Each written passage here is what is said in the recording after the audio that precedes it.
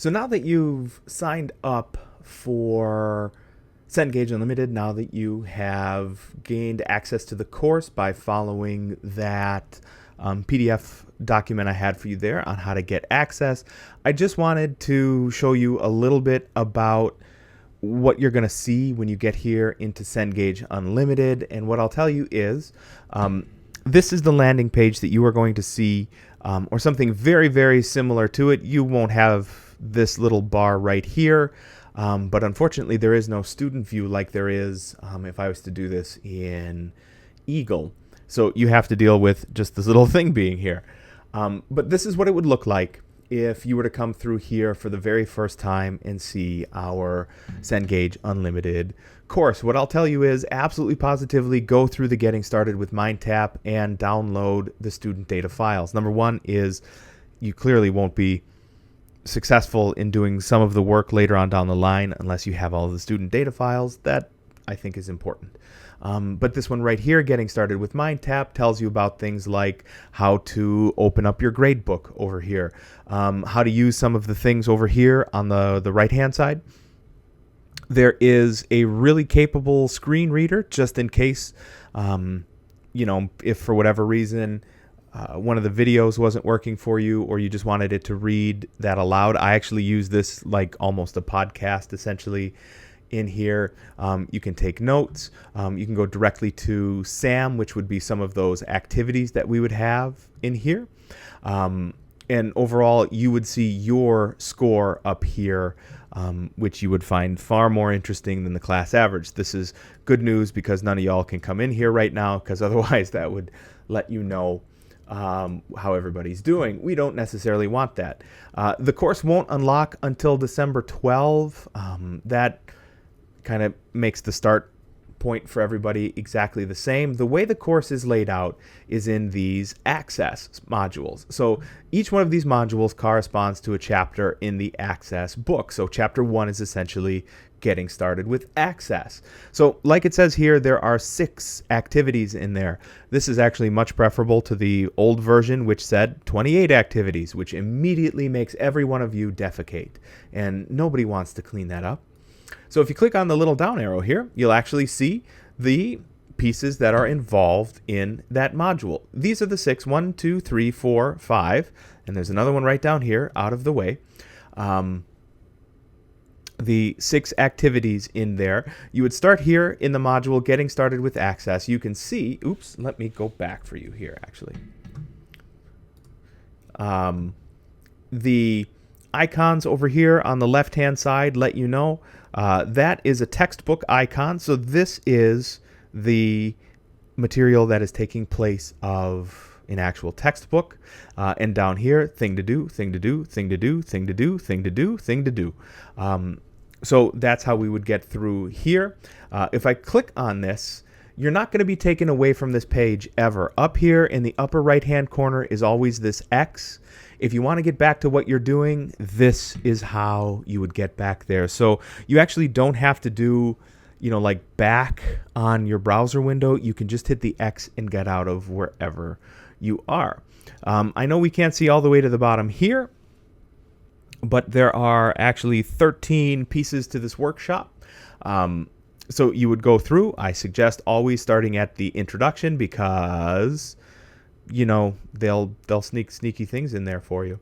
But here it lets you know what you're doing. There's these little bumpers left and right, so you can go forward and back through the content. And this is the actual textbook.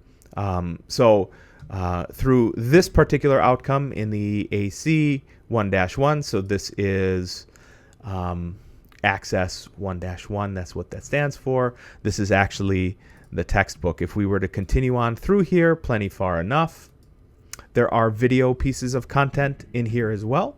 Remember, you can have these spoken at any time. I will tell you, I had done this just for a moment on my iPhone the other day just to see if I could get Cengage Unlimited to do it. And these paragraphs are at the very, very outside of where I am comfortable squinting down to. However, if you click on the narrate portion, it actually does a pretty good job.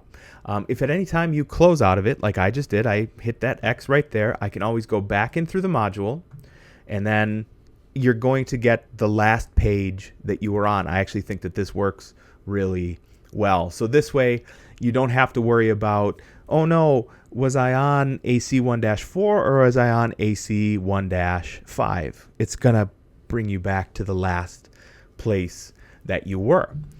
If I close this, and if I start on one of these training modules, these also have video content available with them.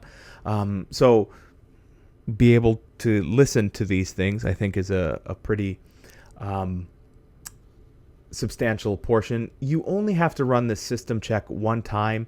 It shows up literally every time you click through to one of these SAM trainings. SAM training number 1, would you like to run the system check? Yeah, actually, I think you should right here. SAM training number 2, would you like to run the system check? Nah. SAM training number 3, hold on, I'm not running the system check. From here, do run the system check. So if I run mine now, I can tell you what the answer is going to be. It's not going to pass because I am doing this on my Mac. Actually, I lied. I forgot that I fixed that piece. Sorry, guys. I'm going to lie to you occasionally. I think that's just the way it's got to be.